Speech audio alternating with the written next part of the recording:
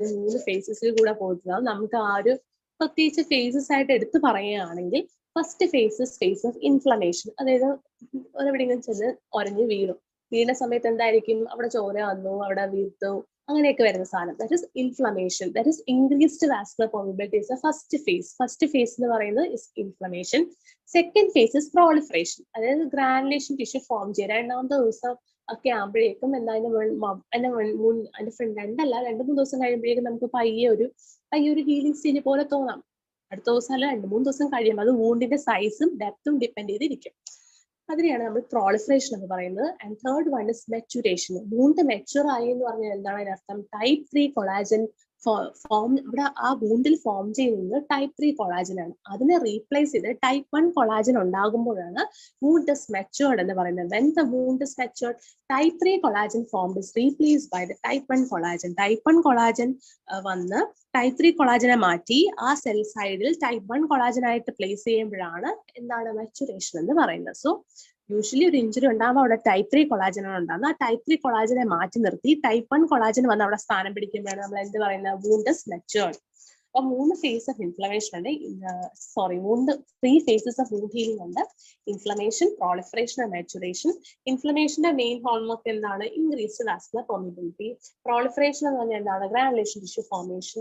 And maturation എന്ന് പറഞ്ഞാൽ type 3 collagen is formed which is replaced by type 1 collagen. അത് important ആണ്. ഇത് തിരിച്ചും മറിച്ചും ഒക്കെ ചോദിക്കാം. വൂണ്ട് ഇഞ്ചുറി ഉള്ള സ്ഥലത്ത് കാണുന്ന കൊളാജൻ ടൈപ്പ് 3 ആണ്, പക്ഷെ അതിനെ മാറ്റി ടൈപ്പ് 1 ആകുമ്പോഴാണ് വൂണ്ട് മെച്ചോർഡ് ആണെന്ന് പറയുന്നത്. ഒന്നുകൂടി പറയാം, വൂണ്ട് ഇഞ്ചുറിയിൽ അവിടെ കാണുന്നത് ടൈപ്പ് 3 കൊളാജൻ ആണ്. അതിനെ റീപ്ലേസ് ചെയ്യുന്നത് ആരാണ്? Type 1 collagen. Type 1 collagen replace ചെയ്യുമ്പോഴാണ് വൂണ്ട് മെച്ചോർഡ് എന്ന് പറയുന്നത്. Okay, then healing by primary intention. എല്ലാവർക്കും അറിയാം, നമ്മൾ ഈ കറക്റ്റ് ക്ലീൻ കട്ട് വൂണ്ട് കത്തി കൊണ്ട് മുറിയുന്നത്, നമ്മുടെ ഈ അടുക്കളയിലൊക്കെ കയറി കൈ കൊണ്ട് മുറിയുന്നത്, അല്ലെങ്കിൽ കറക്റ്റ് ക്ലീൻ കട്ട് നമ്മുടെ ബ്ലേഡ് കൊണ്ട് മുറിയുന്നതൊക്കെ ക്ലീൻ കട്ട് അൺഇൻഫെക്റ്റഡ് വൂണ്ട് ആണ്. അങ്ങനെ വരുന്ന വൂണ്ട്സ് എല്ലാം പ്രൈമറി ഇന്റൻഷൻ വഴിയാണ് ഹീൽ ചെയ്യുന്നത്. വേറെ സെക്കൻഡറി ഇന്റൻഷൻ വഴി ഹീൽ ചെയ്യുന്ന വൂണ്ട്സ് എന്ന് പറയുന്നത് എന്തായിരിക്കും? ഇൻഫെക്റ്റഡ് വൂണ്ട്സ് ആയിരിക്കും. ഇൻഫെക്റ്റഡ് വൂണ്ട്സ് അല്ല, എന്താ ക്ലീൻ അല്ലാത്ത വൂണ്ട്സ് എല്ലാം ഹീൽ ചെയ്യുന്നത് സെക്കൻഡറി ഇന്റൻഷൻ വഴിയാണ്. പ്രൈമറി ഇന്റൻഷൻ വഴി ഹീൽ ചെയ്യുന്ന വൂണ്ട് എല്ലാം clean uninfected വൂണ്ടും, healing secondary intention എന്ന് പറയുന്നത് ഇൻഫെക്റ്റഡ് ആയിട്ടുള്ള വൂണ്ട്സിനെയാണ്. ഇനി മൂന്നാമത്തെ വേറൊരു പോയിന്റ് ആണ് വൂണ്ട് കൺട്രാക്ഷൻ. നമുക്ക് എപ്പോഴും മുറിവ് കുറച്ച് കഴിയുമ്പോൾ ഉണങ്ങുമ്പോൾ, മുട്ടിലൊക്കെ പ്രത്യേകിച്ച് നമ്മുടെ കാൽമുട്ട്, കൈമുട്ടിലൊക്കെ ഉണങ്ങുമ്പോൾ നമുക്ക് മടക്കുമ്പോഴൊക്കെ നമുക്കൊരു വലിവ് ഫീൽ ചെയ്യില്ലേ? That wound contraction is mediated by. അപ്പൊ വലിവ് ഫീൽ ചെയ്യുന്നത് എന്തുകൊണ്ട്? അതിങ്ങനെ ചുരുങ്ങി ആ സ്കിന്ന് കറക്റ്റ് നോർമലൈസ് ആയി വരുന്നതാണല്ലോ.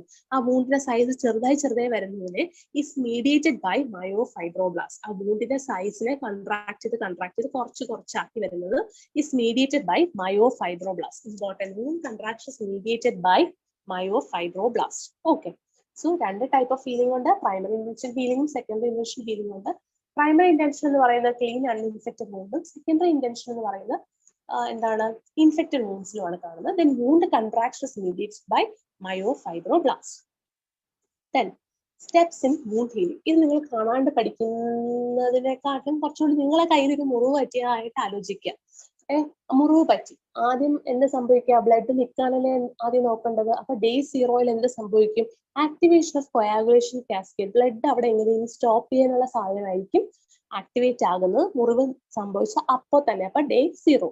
ഇനി 24 മണിക്കൂറിനകം എന്ത് സംഭവിക്കും? First line of defence. ബോഡിയിൽ എന്തെങ്കിലും നടന്ന ആദ്യം വന്ന് അന്വേഷിക്കുന്ന ആരായിരിക്കും? ന്യൂട്രോഫിൽ ആയിരിക്കും. അപ്പൊ 24 മണിക്കൂറിനകം ന്യൂട്രോഫിൽ വന്ന് ആ സൈറ്റിൽ വന്ന് ഇൻസ്പെക്ട് ചെയ്ത് നോക്കും, എന്താണ് അവിടെ സംഭവിച്ചതെന്ന് നോക്കും. പിന്നെ 24 മുതൽ 48 മണിക്കൂറിനകം ഒരു continuous thin epithelial layer formation ഉണ്ടായിരിക്കും. അത് നിങ്ങൾക്ക് തന്നെ അറിയാം. അതായത് നമ്മുടെ കയ്യും കാലം എവിടെയെങ്കിലും മുറിഞ്ഞാൽ തന്നെ ഒരു ഗ്ലാസ് പോലെ, ഒരു വെള്ള പാള പോലെ ഒരു സാധനം നമുക്കൊരു 48 മണിക്കൂറിനുള്ളിൽ ഫോം ചെയ്യും. ശ്രദ്ധിച്ചു നോക്കി അറിയാം. ആ റോ ആയിട്ടുള്ള വൂണ്ടിന്റെ ഫ്രണ്ടിൽ ഒരു ഗ്ലാസ് പോലത്തെ ഒരു layer, that is continuous thin epithelial layer formation ആണ് 24 മുതൽ 48 മണിക്കൂറിനുള്ളിൽ സംഭവിക്കുന്നത്. ഇനി ഡേ 3 ആകുമ്പോഴാണ് ഗ്രാനുലേഷൻ ടിഷ്യൂ പയ്യെ സ്മോൾ ബ്ലഡ് വെസൽസ് ഇങ്ങനെ വന്ന് അത് ഗ്രാനുലേഷൻ ടിഷ്യൂ വന്ന് ചെറിയ ബ്ലഡ് വെസൽസ് വന്ന് അവിടെ ഹീൽ ചെയ്യാൻ ശ്രമിക്കുന്നതാണ്. അപ്പൊ ഡേ 3 ഗ്രാനുലേഷൻ ടിഷ്യൂ ഫോം ചെയ്യുന്നത്.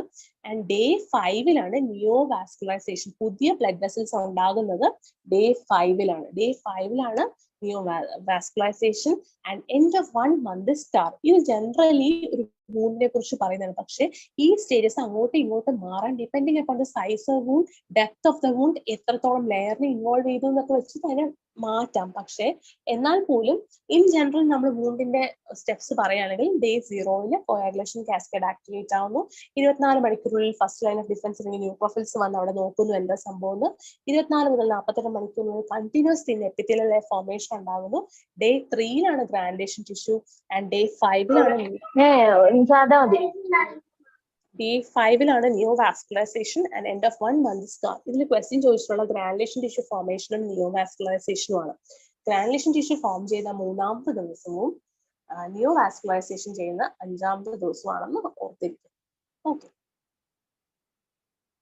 Then wound strength. ഒരു വൂണ്ടിന്റെ സ്ട്രെങ്ത് എന്ന് പറയുന്ന 10% ഫസ്റ്റ് വീക്ക് ആകുമ്പോൾ 10% ആയിരിക്കും എൻഡ് ഓഫ് ദ ഫസ്റ്റ് വീക്കില്.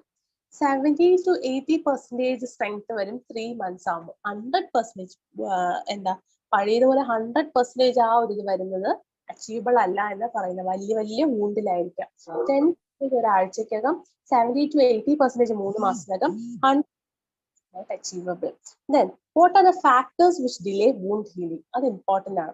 നമുക്ക് എപ്പോഴും അറിയാം ഡയബറ്റിസ് ഉള്ള ഒരാൾക്ക് എപ്പോഴും wound healing delayed ആയിരിക്കും. പിന്നെ വൈറ്റമിൻ സി ഡെഫിഷ്യൻസി. അതുകൊണ്ട് നമുക്ക് വൂണ്ട് മുറിവൊക്കെ ആയിട്ട് പോകുമ്പോൾ എപ്പോഴും അലോപ്പതി നമുക്ക് വൈറ്റമിൻ സി ടാബ്ലറ്റ്സും കൂടെ പ്രിസ്ക്രൈബ് ചെയ്യും. അതുകൂടാണ്ട് നല്ല വലിയ മുറിവൊക്കെ ആണെങ്കിൽ പറയും ചിക്കൻ ഒക്കെ കൂടുതൽ കഴിക്കണം എന്ന് പറയും. എന്താ പ്രോട്ടീൻ ഡെഫിഷ്യന്റ് ആണെങ്കിലും വൂണ്ട് ഹീലിംഗ് ഡിലേ ആവും. അതുകൊണ്ടാണ് വൈറ്റമിൻ സി സപ്ലിമെന്റ്സും ചിക്കനൊക്കെ നന്നായിട്ട് കഴിക്കണം, പ്രോട്ടീൻസ് കൂടുതൽ കഴിക്കണം എന്നും പറയുന്നത്. കാരണം പ്രോട്ടീൻ ഡെഫിഷ്യൻസി ഉണ്ടെങ്കിലോ വൈറ്റമിൻ സി ഡെഫിഷ്യൻസി ഉണ്ടെങ്കിലോ വൂണ്ട് എന്ത് ചെയ്യില്ല, ഡിലേ ഹീൽ ചെയ്യില്ല. അതുകൊണ്ടാണ് സപ്ലിമെന്റ്സ് അവർ കൊടുത്തു വിടുന്നത്. ഓക്കെ. സോ പലപ്പോഴും പലരും കഴിക്കത്തില്ല. അതിന്റെ മുറിവൊക്കെ അല്ലേ വൈറ്റമിൻ സി. കാരണം ഫ്രൂട്ട്സും അങ്ങനെയൊക്കെ കൃത്യമായിട്ട് കഴിക്കാത്തവർക്കോ അല്ലെങ്കിൽ അത്രത്തോളം പ്രോട്ടീൻസ് കഴിക്കാത്തവർക്കോ ഡെഫിഷ്യൻസി ഉണ്ടാവാൻ സാധ്യതയുണ്ട്. അതുകൊണ്ട് അങ്ങനെ സപ്ലിമെന്റ് ആയിട്ട് വൈറ്റമിൻ സി കൊടുത്തു വിടുന്ന മുറിവുകളൊക്കെ ഉള്ളവരൊക്കെ. അപ്പൊ ഡയബറ്റീസ് ഉള്ളവർക്ക് വൂണ്ട് ഡിലേ ഉണ്ടാകാം, വൈറ്റമിൻ സി ഡെഫിഷ്യൻസി ഉള്ളവർക്ക് വൂണ്ട് ഡിലേ ഉണ്ടാകാം, പ്രോട്ടീൻ ഡെഫിഷ്യൻസി ഉള്ളവർക്ക് ഉണ്ടാകാം, ഇൻഫെക്ഷൻസ് ഉള്ളവർക്ക് ഉണ്ടാകാം, സ്റ്റീറോയിഡ് തെറാപ്പിയിലുള്ളവർക്കും എന്താണ് വൂണ്ട് ഹീലിംഗ് ഡിലേ ഉണ്ടായിരിക്കാം. ഓക്കെ, അത് ഇമ്പോർട്ടന്റ് ആണ്. What are the factors which delay wound healing? Vitamin സിയും പ്രോട്ടീൻ ഡെഫിഷ്യൻസിയും ഓർക്ക്. ദെൻ ചില ക്വസ്റ്റ്യൻസ് ചോദിച്ചിട്ടുള്ളത് ഞാൻ സിംഗിൾ വേർഡ് ആക്കി അങ്ങനെ ആക്കിയിരിക്കുന്നേ ഉള്ളൂ. Okay. The key cellular content of tissue repair. Tissue റിപ്പയറിന്റെ കീ സെല്ലുലാർ കണ്ടന്റ് എന്ന് പറയുന്നത് മാക്രോഫേജ് ആണ്. മാക്രോഫേജ് ആണ് ഒരു key content of the tissue repair എന്ന് പറയുന്നത്. Then transforming growth factor beta is the most important fibrogenic and anti-inflammatory cytokine. നമ്മൾ നേരത്തെ പറഞ്ഞ TGF, transforming growth factor beta എന്ന് പറഞ്ഞ most important fibrogenic and anti-inflammatory cytokine.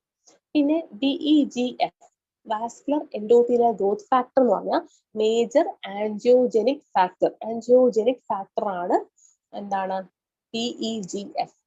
ഇനി matrix മെറ്റാലോപ്രോട്ടീൻസ്, they are involved in the degradation of the collagen and extracellular matrix. അപ്പം ഇതൊക്കെ ഇപ്പൊ പറയാൻ കാരണം ചില അസുഖങ്ങൾ നമ്മൾ പറയും മാട്രിക്സ് മെറ്റാലോപ്രോട്ടീൻസിന്റെ ഡിഫക്റ്റീവ് ആണ്, അല്ലെങ്കിൽ വാസ്കുലർ എൻഡോത്തീലിയൽ ഗ്രോത്ത് ഫാക്ടറിന് ഡിഫക്റ്റീവ് ആണ്, അല്ലെങ്കിൽ ട്രാൻസ്ഫോമിംഗ് ഗ്രോത്ത് ഫാക്ടറിന് ഡിഫക്റ്റീവ് ആണ്. അപ്പം അങ്ങനെയാണെങ്കിൽ നമുക്ക് എന്താ ട്രാൻസ്ഫോമിംഗ് ഗ്രോത്ത് ഫാക്ടർ എന്താണെന്ന് അറിയാം. അതെന്താണ്? ഫൈബ്രോജനിക്കും ആന്റി ഇൻഫ്ലമേഷനും ആണ്. അപ്പം അതിനെന്തെങ്കിലും പ്രശ്നം ഉണ്ടെങ്കിൽ എന്ത് സംഭവിക്കും?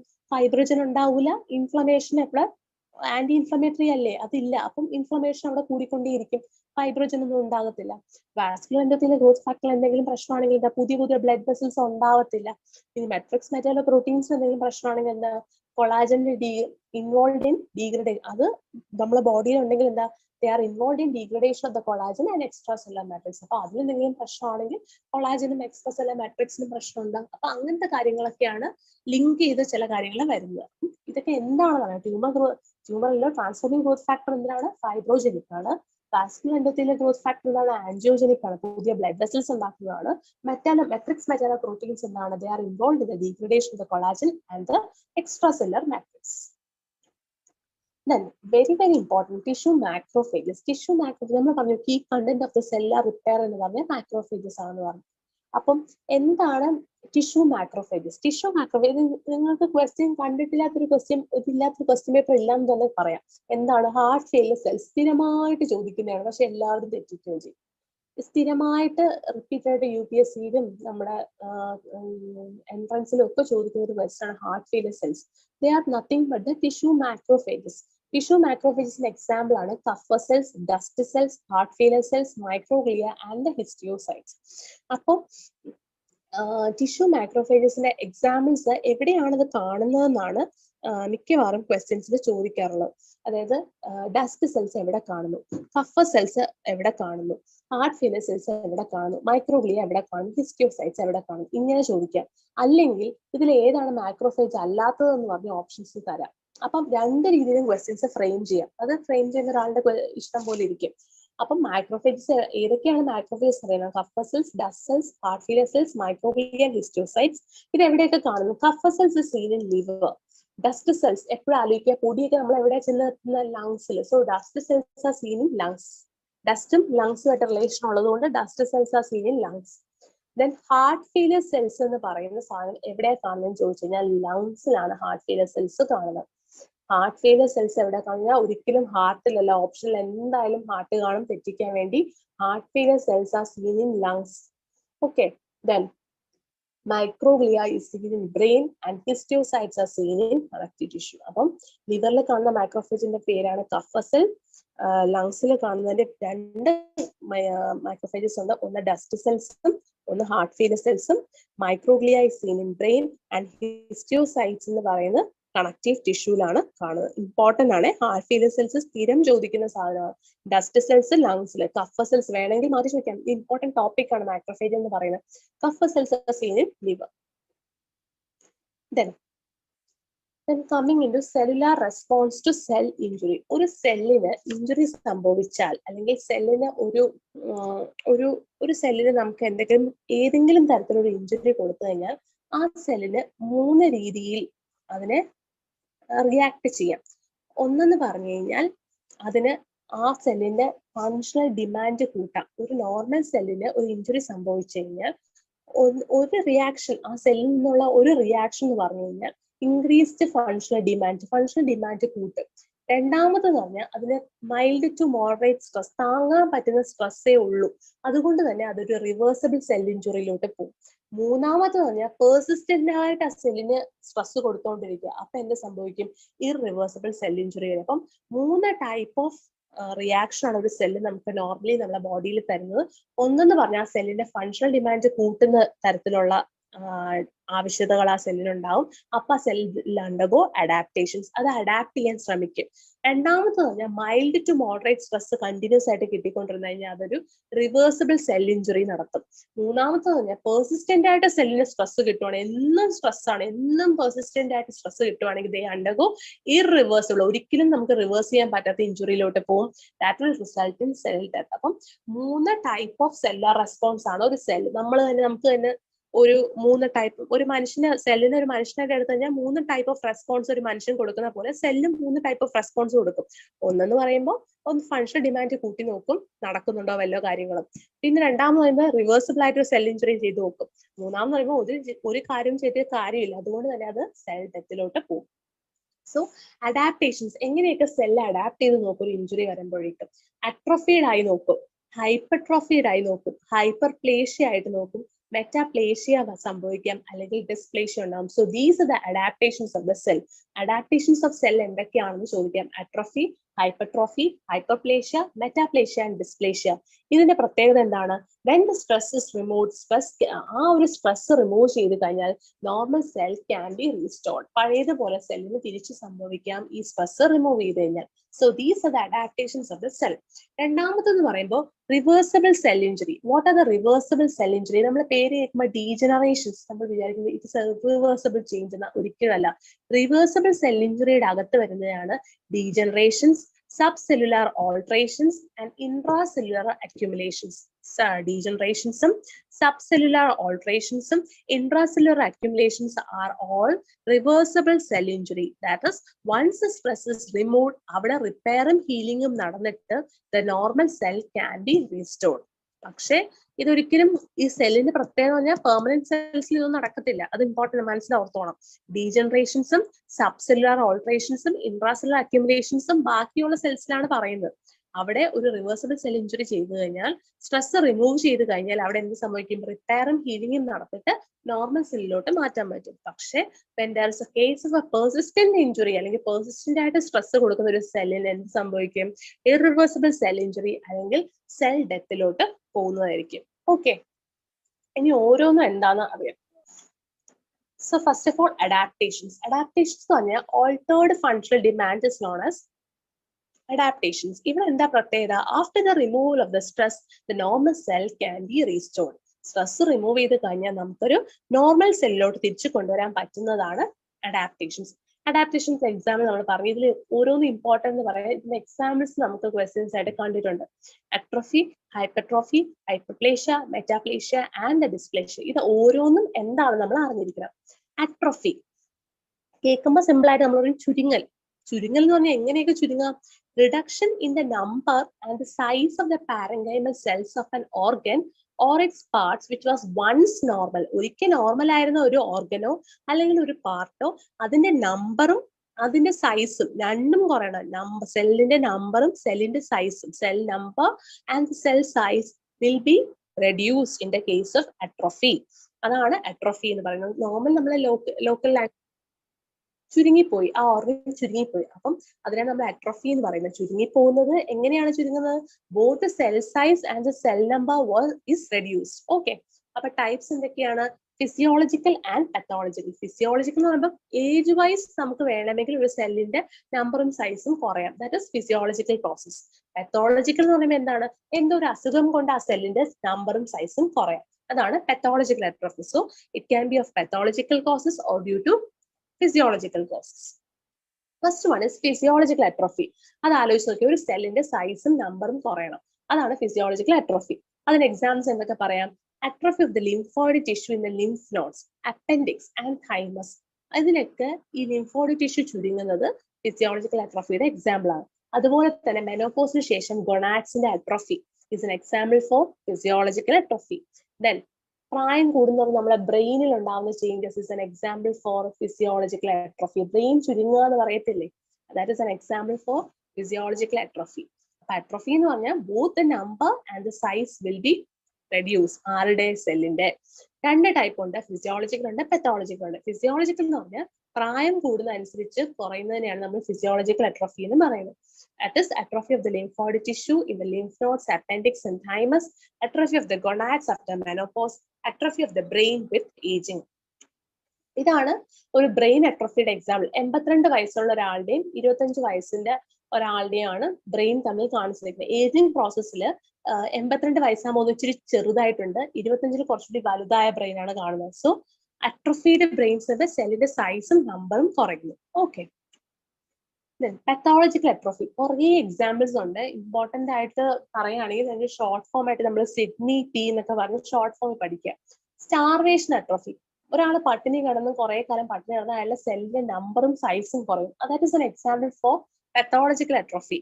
ദെൻ ഇസ്കേമിക് അട്രോഫി, ബ്രെയിനിലോട്ടുള്ള ബ്ലഡ് സപ്ലൈ കിട്ടാതെ ബ്രെയിൻ അട്രോഫീഡ് ആയി പോകുന്നത്, അതിന്റെ എക്സാമ്പിൾ ആണ് ischemic atrophy. Then disuse atrophy എന്ന് പറഞ്ഞാൽ എന്താ? ഉപയോഗമില്ല. ഞാൻ പാൻക്രിയാസ് പഠിപ്പിച്ചപ്പോൾ പറഞ്ഞായിരുന്നു, പാൻക്രിയാറ്റിക് ഡക്റ്റിന്റെ ഒബ്സ്ട്രക്ഷൻ കാരണം പാൻക്രിയാസിന് പിന്നെ പ്രത്യേകിച്ച് ഇവിടെ പണിയൊന്നുമില്ല. അതുകൊണ്ട് തന്നെ എന്ത് പറ്റുന്നു? ഡിസ്യൂസ് അട്രോഫി, ആ ഉപയോഗം ഇല്ലാതെ ആ പാൻക്രിയാസ് അട്രോഫീഡ് ആയി പോകുന്നു. Then neuropathic atrophy, that is polio. Endocrine atrophy, that is pituitarism, hypopituitarism leading പിറ്റ്യൂട്ടറിനുള്ള ഹോർമോൺസ് റിലീസ് മര്യാദയ്ക്ക് നടന്നെങ്കിൽ it will lead to atrophy of the thyroid, adrenal and the gonads.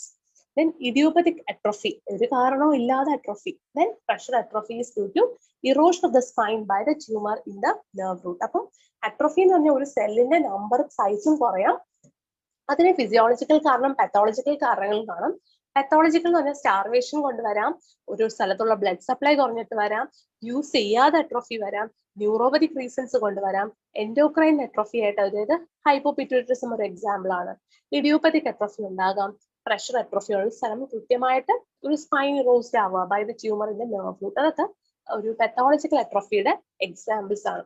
Examples ഒന്ന് ഇച്ചിരി നോക്കിയിരിക്കണം കേട്ടോ. ഇത് കണ്ടോ, ഒരാള് സ്റ്റാർവേഷൻ അട്രോഫിയുടെയാണ് കാണിച്ചേക്കുന്നത്.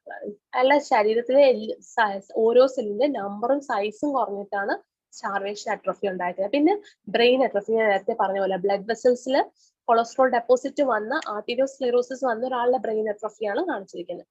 നോർമലി ഏജിങ് വൈസും നമുക്ക് ഫിസിയോളജിക്കൽ അട്രോഫിയും വരാം. പത്തോളജിക്കലി വരുന്നതാണ് ബ്രെയിനിൽ ബ്ലഡ് സപ്ലൈ ഇല്ലാതെ വരുന്ന അട്രോഫി. Okay, then hypertrophy. നമ്മൾ എപ്പോഴും കേൾക്കാനുള്ള ഹൈപ്പർട്രോഫി. ഹൈപ്പർട്രോഫിയുടെ പ്രത്യേകത എന്താണ്? ഇവിടെ എന്ന് പറഞ്ഞാൽ here only there will be increase in size. അതാണ് ഞാൻ നേരത്തെ പറഞ്ഞ പെർമനന്റ് സെൽസിന് കാർഡിയാക് മസിൽ ഒരു എക്സാമ്പിൾ ആണ്. കാർഡിയാക് മസിലിന്റെ നമ്പർ കൂട്ടാൻ പറ്റില്ല, സൈസിനെ അങ്ങ് വലിച്ചു നീട്ടാനേ പറ്റുള്ളൂ. അതുകൊണ്ടാണ് നമ്മൾ ഈ BP ലോങ് ടേം നിൽക്കുന്ന ഒരാൾക്ക് ലെഫ്റ്റ് വെൻട്രിക്കുലർ ഹൈപ്പർട്രോഫി എന്ന് പറയും. ലെഫ്റ്റ് വെൻട്രിക്കുലർ ഹൈപ്പർട്രോഫി എന്ന് പറയുമ്പോൾ എന്താ? ലെഫ്റ്റ് വെൻട്രിക്കിൾസിന്റെ അവിടുത്തെ സെൽസിന് എന്ത് സംഭവിക്കുന്നു? എൻലാർജ്ഡ് ആവുന്നു. Size will be increase in size. അവിടെ നമ്പർ ഒരിക്കലും കൂടുതല. കാരണം സെല്ല് എന്ത് ടൈപ്പ് ഓഫ് സെല്ലാണ് കാർഡിയാക് മസിൽ? പെർമനന്റ് സെല്ലല്ലേ. അപ്പൊ അവിടെ ഒരിക്കലും നമ്പർ കൂട്ടാൻ പറ്റില്ല. അപ്പം സൈസിനെ വലിച്ചു നീട്ടുവാണ്. അതാണ് hypertrophy. So hypertrophy is here there will be increase in size of the cell. There is no increase in cell number. Types is physiological and pathological. നേരത്തെ പറഞ്ഞ പോലെ ഫിസിയോളജിക്കലും ഇങ്ങനെ വലിച്ചു നീട്ടാം, പത്തോളജിക്കലും വലിച്ചു നീട്ടാം. ഫിസിയോളജിക്കലി വലിച്ചു നീട്ടുന്ന എക്സാമ്പിൾ എന്താണ്? enlarged uterus during pregnancy. Pathological എങ്ങനെയാണ്? Hypertrophy of the cardiac muscles. എന്തുകൊണ്ടാ? Hypertension. സ്ഥിരമായിട്ട് അത്രയും സ്ട്രെസ് എടുത്താണ് ഹാർട്ട് പമ്പ് ചെയ്യുന്നതെങ്കിൽ എന്ത് സംഭവിക്കും? നമ്മുടെ കാർഡിയാക് മസിൽസ് എൻലാർജ്ഡ് ആവും അല്ലെങ്കിൽ ഹൈപ്പർട്രോഫിഡ് ആവും. Then hypertrophy of the smooth muscle in stomach in pyloric stenosis. പൈലോറസിൽ അവിടെ എന്തെങ്കിലും സ്റ്റീനോസിസ് സംഭവിച്ചു കഴിഞ്ഞാൽ സ്മൂത്ത് മസിലിന്റെ സ്റ്റൊമക്ക് ഹൈപ്പർട്രോഫിഡ് ആകാം. ദെൻ അത്ലറ്റ്സിന്റെ സ്കെൽറ്റൽ മസിൽസ് എപ്പോഴും ഹൈപ്പർട്രോഫി. സ്കെൽറ്റൽ മസിൽ എന്തിന്റെ എക്സാമ്പിൾ ആണ്? ഏത് ടൈപ്പ് ഓഫ് സെല്ലാണ് സ്കെൽറ്റൽ മസിൽ? പറഞ്ഞ ആരെങ്കിലും പറഞ്ഞേ, സ്കെൽറ്റൽ മസിൽ ഏത് ടൈപ്പ് ഓഫ് സെല്ലാണ്? പെർമനന്റ്. അതുകൊണ്ട് തന്നെ അതിന് എന്താ നമ്പർ കൂടാൻ പറ്റില്ല. സോ സൈസ് മാത്രമല്ലേ കൂടാൻ പറ്റൂ. സോ വലിച്ചു നീട്ടാം. അതുകൊണ്ട് അത്ലറ്റ്സിൽ കാണുന്ന hypertrophy of the skeletal muscles ആണ്. സ്കെൽറ്റൽ മസിൽസിന് ഹൈപ്പർട്രോഫിഡ് ആണ്. ദെൻ ഒരു ഓർഗൻ റിമൂവ് ചെയ്ത് കഴിഞ്ഞാൽ മറ്റേ കിഡ്നി ഒരിക്കലും സൈസിലേ കൂടുള്ളൂ, അതിന്റെ നമ്പർ ഒരിക്കലും കൂടത്തില്ലല്ലോ. അപ്പോൾ compensatory hypertrophy when contralateral organ is removed. Example ഒരു കിഡ്നി റിമൂവ് ചെയ്താൽ മറ്റേ കിഡ്നിയുടെ സൈസ് കൂടും. കാരണം കൂടുതൽ വർക്ക് അതിന് ചെയ്യണം എന്നുള്ളതുകൊണ്ട് സൈസ് കൂടും, പക്ഷെ ഒരിക്കലും അതിന്റെ number കൂടുന്നില്ല. So these are the examples for the pathological hypertrophy. So pathological hypertrophy example in the cardiac muscles or example are smooth muscles in the stomach, then hypertrophy of the skeletal muscle in athletes, and compensatory hypertrophy when a contralateral organ is removed. Then this example ഒന്ന് പറഞ്ഞേ. Example for hypertrophy. ആദ്യം hypertrophy എന്താണ്? Size മാത്രമാണ് കൂടുന്നത്. ഇതിന്റെ example ഏതാണ്? Breast in puberty, uterus during pregnancy, ovary after menopause and liver after resection. ഇതിന് answer ഏതാ? Box B.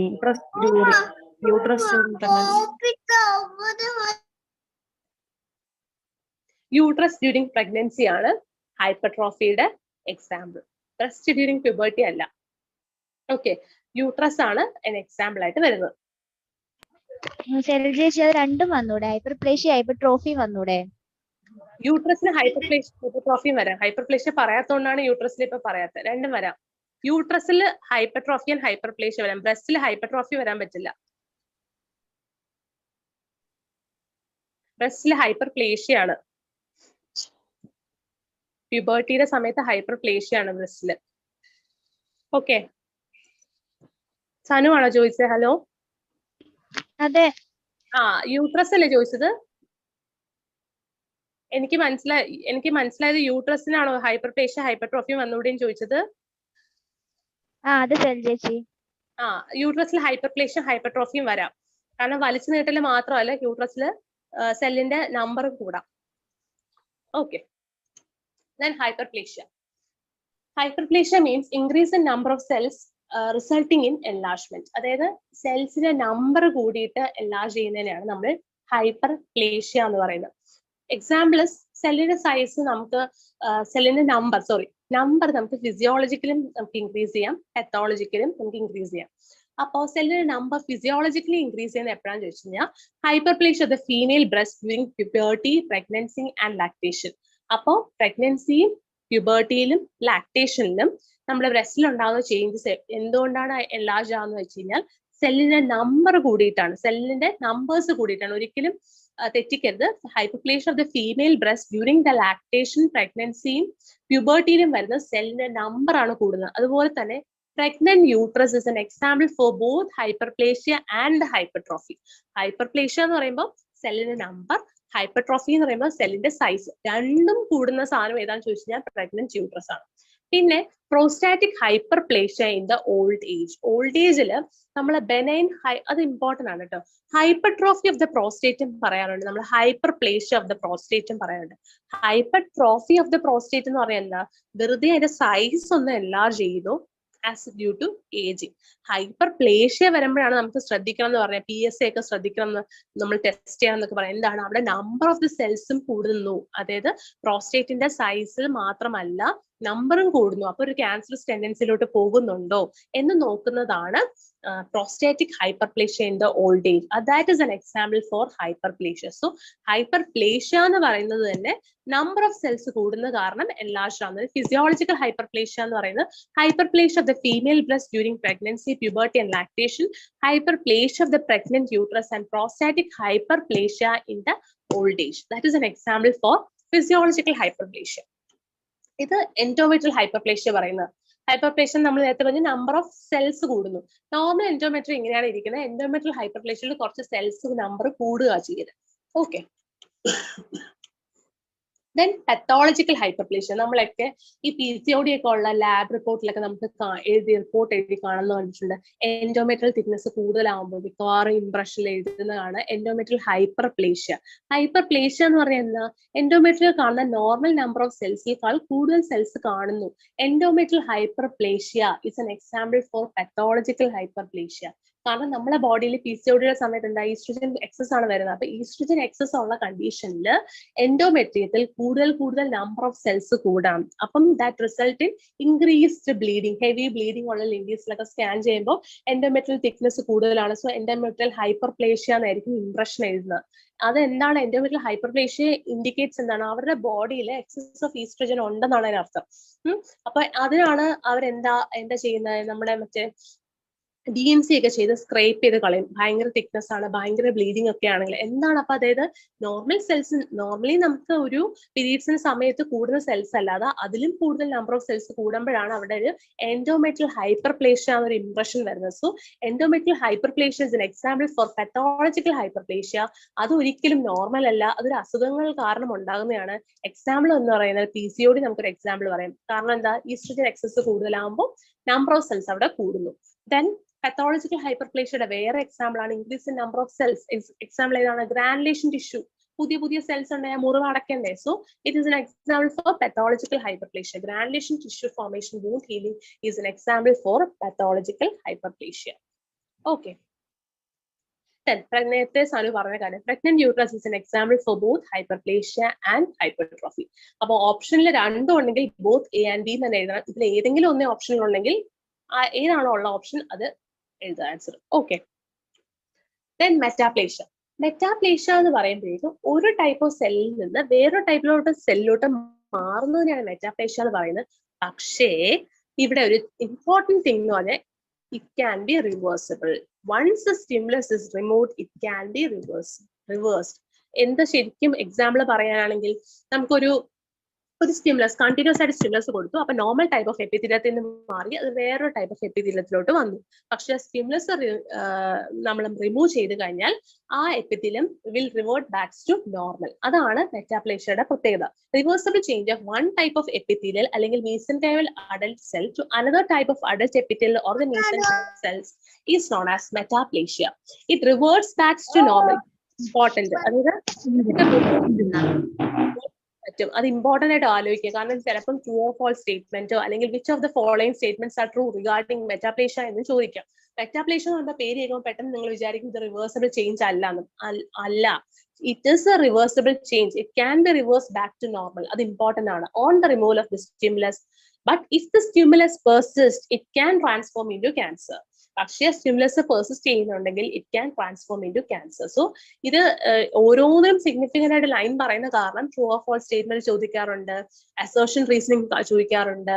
അതുമല്ല നമുക്കിപ്പം all of the all of the sentence all the statements are true or false എന്ന് ചോദിക്കാം, അങ്ങനെയൊക്കെ ചോദിക്കാം. അപ്പൊ ആ മെറ്റാപ്ലേഷ്യയുടെ ബേസിക് കാര്യങ്ങൾ നമ്മൾ എല്ലാം അറിഞ്ഞിരിക്കണം. മെറ്റാപ്ലേഷ്യ എന്ന് പറയുന്ന സാധനം ഒരു ടൈപ്പ് ഓഫ് സെല്ലിൽ നിന്ന് വേറെ ടൈപ്പ് ഓഫ് സെല്ലിലോട്ട് മാറുന്നു.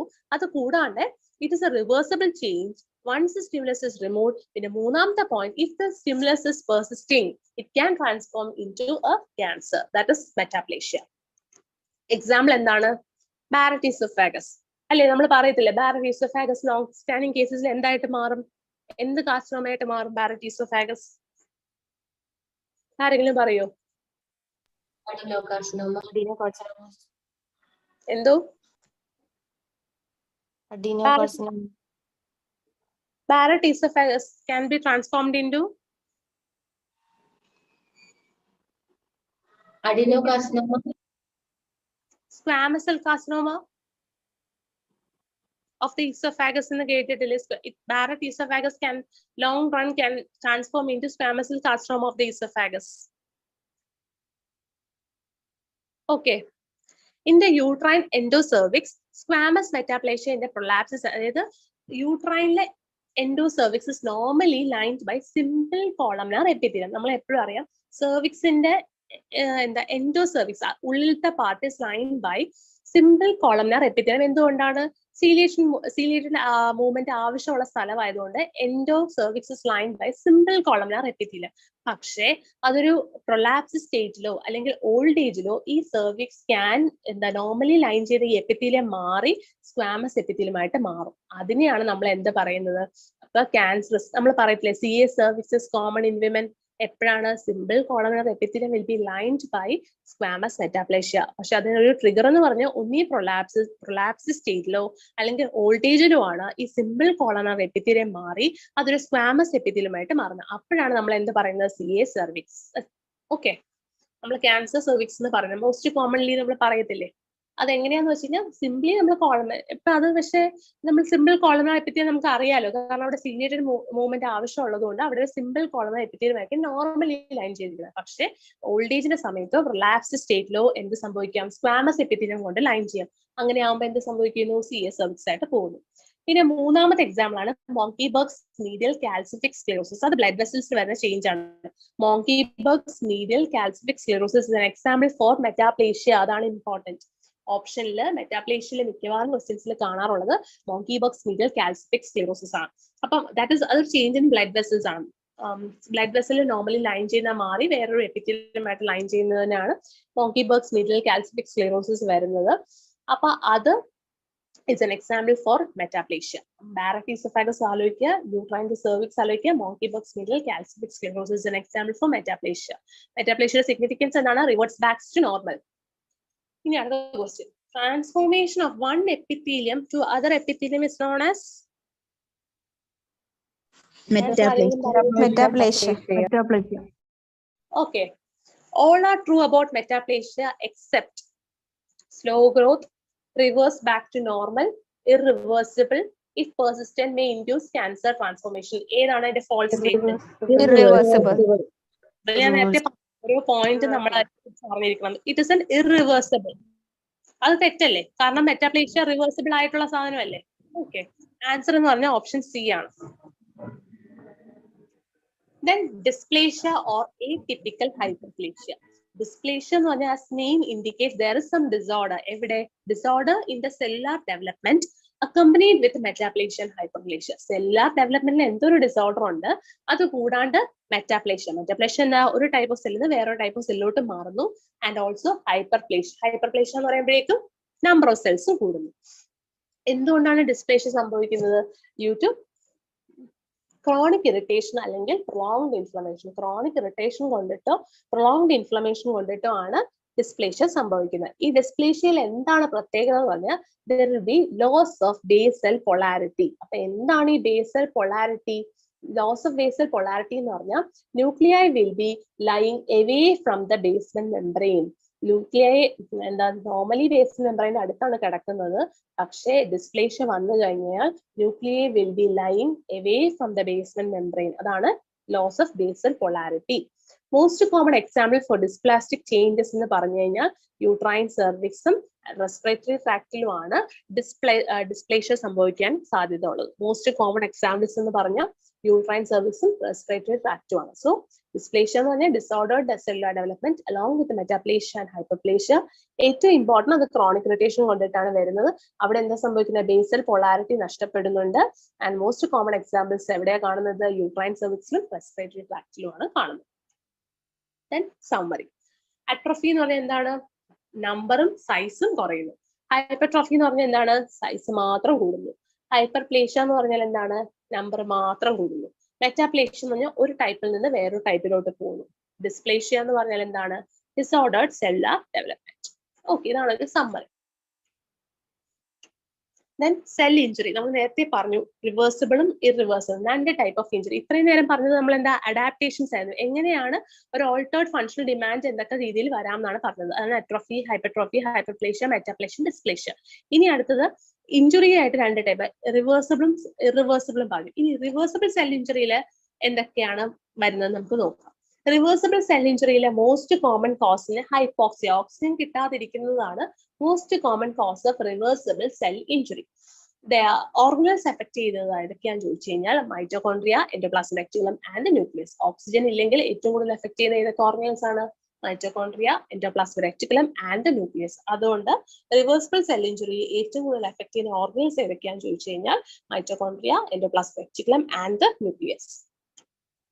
ദെൻ നമ്മൾ നേരത്തെ പറഞ്ഞു degeneration comes under reversible cell injury. Subcellular alterations, intracellular alterations, സെല്ലിന്റെ അകത്ത് നടക്കുന്ന ഓൾട്ടറേഷൻസും സെല്ലിന് തൊട്ട് താഴെ നടക്കുന്ന ഓൾട്ടറേഷൻസും എന്താണ്? റിവേഴ്സിബിൾ സെൽ ഇഞ്ചുറി ആണ്. Here the repair and healing occurs after the removal of the stress. അപ്പൊ reversible cell injury include degenerations, subcellular alterations, സെല്ലിന് തൊട്ട് താഴെ നടക്കുന്ന ഓൾട്ടറേഷൻസും ഇൻട്രാസെല്ലുലാർ സെല്ലിന്റെ അകത്ത് നടക്കുന്ന ഓൾട്ടറേഷൻസും. Here the repair and the healing occurs after the removal of the stress. Important. Stress remove ചെയ്ത് കഴിഞ്ഞാൽ എന്താണ്? Cell can be restored back to normal. ഇനി ഒരു സെല്ലിനെ നമ്മൾ പാത്തോളജിക്കലി നമ്മൾ എങ്ങനെയാണ് മൈക്രോസ്കോപ്പിൽ കൂടിയാണ് നമ്മൾ ഒരു സെല്ലിന് എന്താ സംഭവിച്ചത് നമ്മൾ നോക്കുന്നത്. അപ്പോ ആ ഒരു റിവേഴ്സിബിൾ സെൽ ഇഞ്ചുറി നടന്ന ഒരു സെല്ലിനെ കാണാൻ എങ്ങനെ ഇരിക്കും? That is morphology. Morphology of the reversible cell injury എന്ന് പറഞ്ഞാൽ microscopical appearance of the cell which has undergone reversible cell injury. ഒന്നെന്ന് പറഞ്ഞാൽ ഫസ്റ്റ് ചേഞ്ച് എന്ന് പറഞ്ഞാൽ ഹൈഡ്രോപിക് ചേഞ്ച് അല്ലെങ്കിൽ വാക്യുലാർ ഡീജനറേഷൻ അല്ലെങ്കിൽ ക്ലൗഡി സ്വെല്ലിംഗ്. ഹൈഡ്രോപിക് ചേഞ്ച്, വാക്യുലാർ ഡീജനറേഷൻ അല്ലെങ്കിൽ ക്ലൗഡി സ്വെല്ലിംഗ്. രണ്ടാമത്തെ ഫാറ്റി ചേഞ്ച്, മൂന്നാമത്തെ ഹൈലിൻ ചേഞ്ച്, ആൻഡ് നാലാമത് മ്യൂക്കോയ്ഡ് change.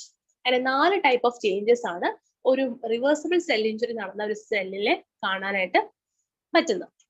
First one is ഹൈഡ്രോപിക് change അല്ലെങ്കിൽ വാക്യുലാർ ചേഞ്ച് അല്ലെങ്കിൽ ക്ലൗഡി സ്വെല്ലിംഗ്. എന്താണത്?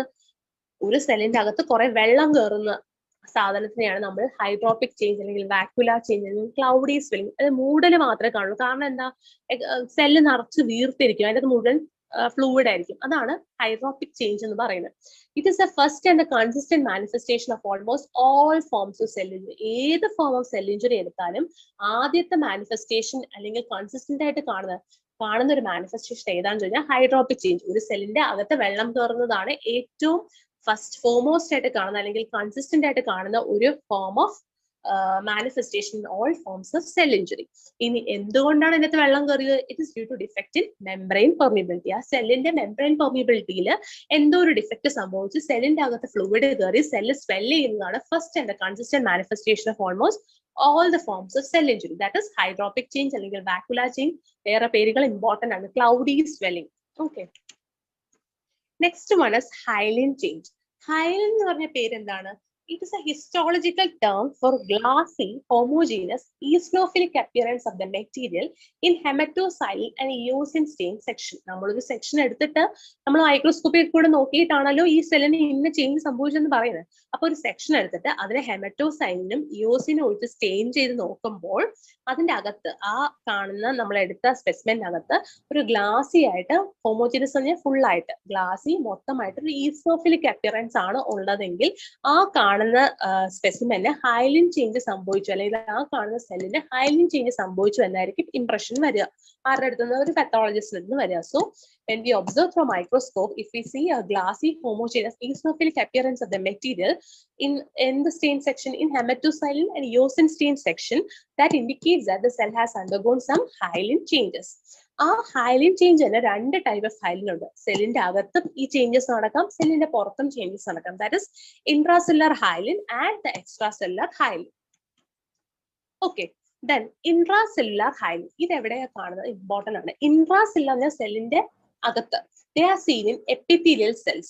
Example, hyaline droplets in proximal tubular epithelial cells. അവിടെ ഈ ചേഞ്ച് നടക്കാം, proximal tubular epithelial cells. Then very very important second one is Senger's degeneration. Senger's degeneration എന്ന് പറഞ്ഞാൽ എന്താ? Rectus abdominis മസിലിൽ നടക്കുന്ന ഒരു ഡീജനറേഷനെ പറയുന്ന പേരാണ് Senger's degeneration. ഈ റെക്ടസ് അബ്ഡോമിനസിൽ എപ്പോഴാണ് ഡീജനറേഷൻ സംഭവിക്കുന്നത്? ടൈഫോയിഡ് ഫീവറിൽ. ടൈഫോയിഡ് ഫീവറിൽ റെക്ടസ് അബ്ഡോമിനസ് മസിലിൽ ഹൈലിൻ ഡീജനറേഷൻ നടക്കുമ്പോൾ അതിനെ പറയുന്ന പേരാണ് Senger's degeneration. ഇത് ഇമ്പോർട്ടന്റ് ആണ്, കാരണം Senger's degeneration സീൻ ഇൻ ഏത് കണ്ടീഷനിൽ ചോദിച്ചിട്ടുണ്ട്? Typhoid fever. അല്ലെങ്കിൽ Senger's degeneration is a type of which degeneration എന്ന് ചോദിക്കാം. ഇൻട്രാസെല്ലുലാർ ഹൈലിൻ ആണ്, സെല്ലിന്റെ അകത്ത് കാണുന്നതാണ്. Then this third one is also important. Mallory's hyaline, അതും സ്ഥിരമായിട്ട് ചോദിക്കാറുണ്ട്. Mallory's hyaline എന്താണ്? Aggregate of intermediate filament in hepatocytes in alcoholic liver cell injury. നേരത്തെ നമ്മൾ പഠിച്ചിട്ടുണ്ട് ഇന്റർമീഡിയറ്റ് ഫിലമെന്റ് എന്താണ്? അത് സൈറ്റോസ്കെൽറ്റൻ ആണ്. അപ്പം ഇന്റർമീഡിയറ്റ് ഫിലമെന്റ് അത് എവിടെ കാണുന്ന ഇന്റർമീഡിയറ്റ് ഫിലമെന്റ് അഗ്രിഗേഷൻ ആണ്? ലിവറിൽ കാണുന്നതാണ്. ലിവറിൽ ഇന്റർമീഡിയറ്റ് ഫിലമെന്റിന്റെ അഗ്രിഗേഷനെ പറയുന്ന പേരാണ് Mallory's hyaline. They are seen in alcoholic liver cell injury. ഇത് ഇമ്പോർട്ടന്റ് ആണ്. മാലോറീസ് ഹൈലിൻ ഞാൻ എഴുതിയ എൻട്രൻസിലാണെന്ന് തോന്നുന്നു 2018 എൻട്രൻസിൽ ചോദിച്ചതാണെന്ന് മാലോറീസ് ഹൈലിൻ. മാലോറീസ് ഹൈലിനിൽ ചോദിച്ചിട്ടുണ്ട്. They are seen in alcoholic liver cell injury ആണ് ഓപ്ഷൻ. PG എൻട്രൻസിൽ ചോദിച്ച ക്വസ്റ്റൻ ആണ്. Okay, Senger's degeneration ചോദിച്ചിട്ടുണ്ട് in typhoid fever. So they are intracellular hyaline. എന്താണ് hyaline degeneration? When we observe a section stained in hematoxylin eosin stain section നോക്കുമ്പോൾ നമ്മൾ മൈക്രോസ്കോപ്പിലൂടെ നോക്കുമ്പോൾ ഒരു glassy homogeneous eosinophilic appearance of the cell കിട്ടുവാണെങ്കിൽ that indicates the cell has undergone some hyaline changes. ആ hyaline രണ്ട് രീതിയിലുണ്ട്, intracellular ഉണ്ട്, extracellular ഉണ്ട്. Intracellular hyaline examples ആണ് proximal tubular epithelial cell കാണുന്നത്. Senger's degeneration is seen in rectus abdominis muscle. ഏത് കണ്ടീഷനിലാണ്? Typhoid ഫീവറിൽ. Then മാലോറീസ് hyaline എന്ന് പറയുമ്പോൾ ഇന്റർമീഡിയറ്റ് ഫിലമെന്റ്സിന്റെ അഗ്രിഗേഷൻ ആണ്. എവിടെ കാണുന്നു? ഹെപ്പറ്റോസൈറ്റ്സ്. ഏത് കണ്ടീഷനിലാണ് കാണുന്നത്? ആൽക്കഹോളിക് ലിവർ സെൽ ഇഞ്ചുറിയിൽ. ദെൻ നമ്മൾ നേരത്തെ പറഞ്ഞു റസൽ ബോഡീസ്. റസൽ ബോഡീസ് നമ്മൾ നേരത്തെ ഇതിന് മുന്നേ പറഞ്ഞിട്ടുണ്ടായിരുന്നു. ഏതാണ് Russell bodies? Russell bodies question ചോദിക്കാറുണ്ട്. എന്താണ് റസൽ ബോഡീസ് എന്ന് പറഞ്ഞാൽ they are excessive immunoglobulin in the rough endoplasmic reticulum of the plasma cells. rough endoplasmic reticulum plasma cells കാണുന്ന ഒരു എക്സസീവ് ഇമ്മ്യൂണോഗ്ലോബിൻ ആണ്. കൂടുതൽ റൈറ്റ് സൈഡിൽ അതിന്റെ അതിന്റെ പിക്ചറിൽ കാണിച്ചിട്ടുണ്ട്. Plasma സെല്ലാണ് picture.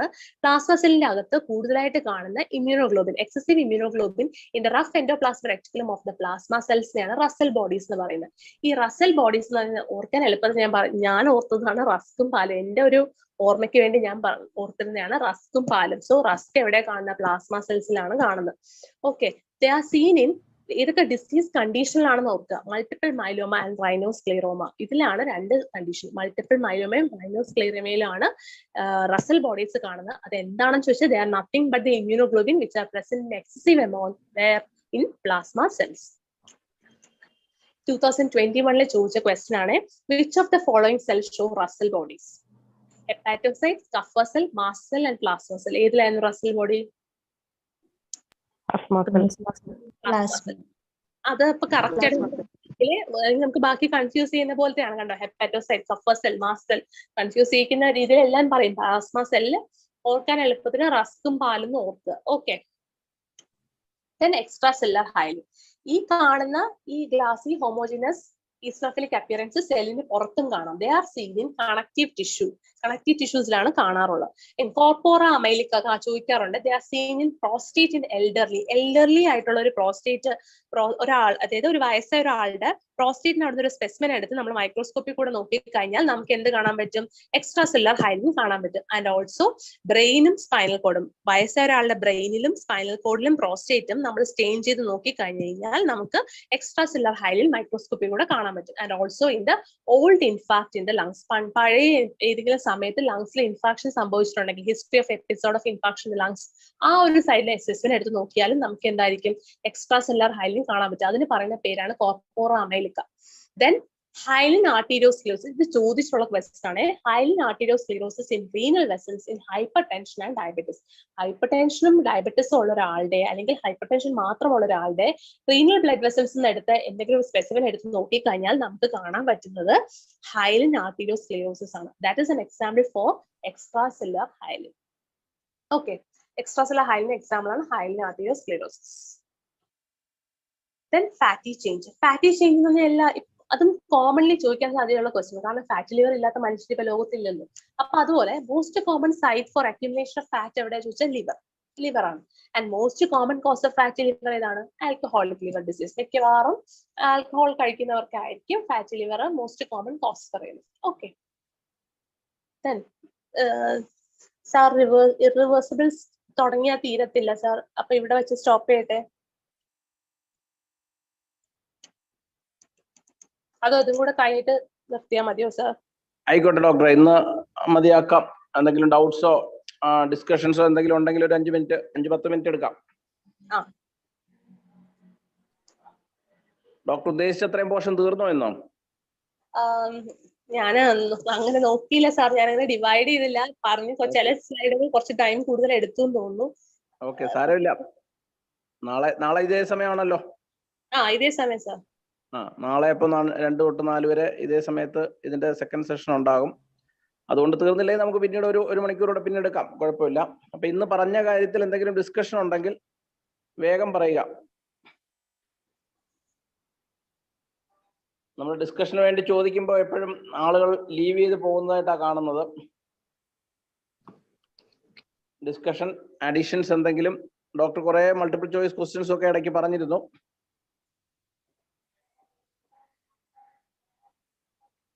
പതോളജി അത്ര ഈസി ആയിട്ടൊരു സബ്ജക്റ്റും അല്ല, ആർക്കും അത്ര ഇൻട്രസ്റ്റ് ഉള്ള ഒരു സബ്ജക്റ്റും അല്ല. അതുകൊണ്ട് തന്നെ ക്ലാസ് എടുക്കാനും ബുദ്ധിമുട്ടുള്ള ഒരു സബ്ജക്റ്റ് ആണ്. നമുക്ക് അത്ര ഫെമിലിയർ അല്ല കാര്യങ്ങൾ.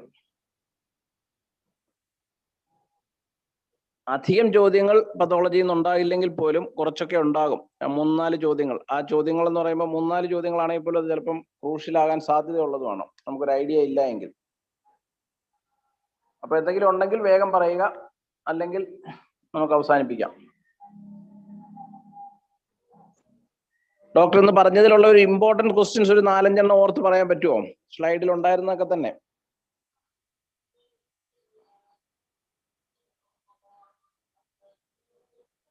ഞാനാണ് സാർ അതോ? അതെ, ആരോ മെസ്സേജ് ഇട്ടതാണ്, ഞാൻ അതുകൊണ്ട് ചാറ്റ് ബോക്സിൽ ആരോ പറഞ്ഞതാണ്. ഇന്ന് പറഞ്ഞത് വന്ന MCQസിലെ ഏറ്റവും ഇമ്പോർട്ടന്റ് ആയിട്ട് കാണാറുള്ള റസൽ, ഇപ്പൊ ഞാൻ ലാസ്റ്റ് പറഞ്ഞ റസൽ ബോഡീസ് ഭയങ്കര ഇമ്പോർട്ടന്റ് ആണ്. പ്ലാസ്മ സെൽസിന്റെ കാര്യം എപ്പോഴും ഇമ്പോർട്ടന്റ് ആണ്. പിന്നെ സെങ്കേഴ്സ് ഡീജനറേഷൻ, ടൈഫോയിഡ് ഫീവർ സ്ഥിരമായിട്ട് ചോദിക്കാറുണ്ട്. പിന്നെ എന്താ പറയുക, മാലറീസ് ഹൈലിൻ ഞാൻ എഴുതിയ എൻട്രൻസിന് ചോദിച്ച ക്വസ്റ്റൻ ആണ്. ആൽക്കഹോളിക് ലിവർ സെൽ ഇഞ്ചുറിയിൽ കാണുന്നതാണ്. പിന്നെ നമുക്ക് അതായത് നമ്മൾ എപ്പോഴും തെറ്റിക്കാറുള്ള സാധനം, ഡീജനറേഷൻ എന്ന വാക്ക് കേൾക്കുമ്പോൾ നമ്മൾ മിക്കവാറും വിചാരിക്കുന്നത് ഇറിവേഴ്സിബിൾ സെൽ ഇഞ്ചുറി എന്ന്. പക്ഷെ അത് റിവേഴ്സിബിൾ സെൽ ഇഞ്ചുറിയിൽ പെടുന്നതാണെന്നുള്ള ഒരു കാര്യം ഇമ്പോർട്ടന്റ് ആണ്.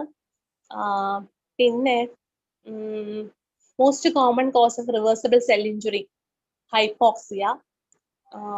പിന്നെ ഈ സാധനങ്ങൾ ഹൈപ്പർപ്ലേഷ്യ, ഹൈപ്പർട്രോഫി, ഇത് മിക്കവാറും എല്ലാവരും തെറ്റിക്കാറുള്ള സാധനമാണ്. പക്ഷെ ഭയങ്കര സിമ്പിൾ ആയിട്ടുള്ള സാധനമാണ്. Hyperplasia, hypertrophy, atrophy, metaplasia, dysplasia. ഇതിന്റെ സാധനം കൃത്യമായിട്ട് അറിഞ്ഞാൽ മാത്രമേ നമുക്ക് ഓപ്ഷൻ കറക്റ്റ് കുത്താൻ പറ്റുള്ളൂ. അപ്പൊ പ്രഗ്നന്റ് യൂട്രസ് എന്ന് പറയുന്നത് ഹൈപ്പർട്രോഫിക്കും ഹൈപ്പർപ്ലേഷ്യക്കും എക്സാമ്പിൾ ആണെന്നുള്ളത് ഇമ്പോർട്ടന്റ് ആണ്.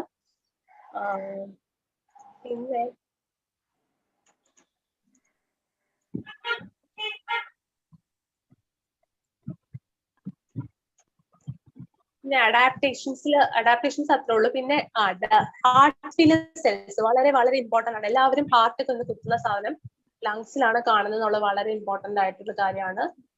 ചോദിച്ച് കണ്ടുള്ള ക്വസ്റ്റൻ ആണ്. പിന്നെ ഗ്രാനുലേഷൻ ടിഷ്യൂ ഉണ്ടാകുന്ന 3rd ഡേ, നിയോവാസ്കുലൈസേഷൻ 5th ഡേ. പിന്നെ Hallmark of acute inflammation is increased vascular permeability, chronic inflammation, tissue destruction. Chemotaxis. Chemotaxis എന്താണെന്നും ട്രാൻസ്മൈഗ്രേഷൻ. കീമോടാക്സിസ് എന്ന് പറയുമ്പോൾ പുറത്തോട്ട് വന്ന WBC സൈറ്റ് ഓഫ് ഇഞ്ചറിയിലോട്ട് പോകുന്നതാണ് കീമോടാക്സിസ്. ട്രാൻസ്മൈഗ്രേഷൻ എന്ന് പറയുമ്പോൾ ഒട്ടിപ്പിടിച്ചിരിക്കുന്ന WBC ആ സെല്ലിന് പുറത്തോട്ട് ട്രാൻസ്മൈഗ്രേറ്റ് ചെയ്യുന്നതിനാണ് ഡയാപെഡിസിസ് എന്ന് പറയുന്നത്. ദെൻ റോളിംഗ് എന്താണെന്ന് അറിഞ്ഞിരിക്കണം, മാർജിനേഷൻ എന്താണെന്ന് അറിഞ്ഞിരിക്കണം. Then signs of inflammation put forward by Celsus. ഇത് എപ്പോഴും ചോദിക്കാറുണ്ട്. Labile cells, stable cells, permanent സെൽസിന്റെ എക്സാമ്പിൾസ്. ഇറ്റോ സെൽസ് എവിടെ കാണുന്നത്? Space of Disse liver. Heat shock പ്രോട്ടീൻസിന്റെ എന്താണ് പണി? സെല്ലിന്റെ അകത്തുള്ള മോളിക്യൂൾസിനെ മൂവ് ചെയ്യുകയാണ്. Ubiquitin involve in Alzheimer's and Parkinson. പിന്നെ സെലബഷൻ മോളിക്യൂൾസ്, മോളിക്കുലർ ഇന്ററാക്ഷൻസ് എന്തൊക്കെയാണ്? സൈറ്റോകൈൻസ് എന്തായാലും നോക്കണേ, സൈറ്റോകൈൻസ് ഇമ്പോർട്ടന്റ് ആണ്. ഡെസ്മോസോംസിന്റെ ക്ലിനിക്കൽ സിഗ്നിഫിക്കൻസ്. ഒക്ലൂഡിൻ ജംഗ്ഷൻ എവിടെയൊക്കെ കാണുന്നു? Lipofuscin is an example for residual body, important. Golgi apparatus the function, carbohydrate synthesis, complex protein synthesis, പിന്നെ ഉണ്ടായ പ്രോട്ടീൻസിന്റെ പാക്കേജിങ്. അതിന് റസൽ ബോഡീസ് ഇവിടെ പറഞ്ഞിട്ടുണ്ടായിരുന്നു. Russell bodies of the plasma cells, അവിടെയാണ് റഫ് എൻഡോപ്ലാസ്മിക് റെറ്റിക്കുലം കാണുന്നത്. R for Russell, rough endoplasmic reticulum. Then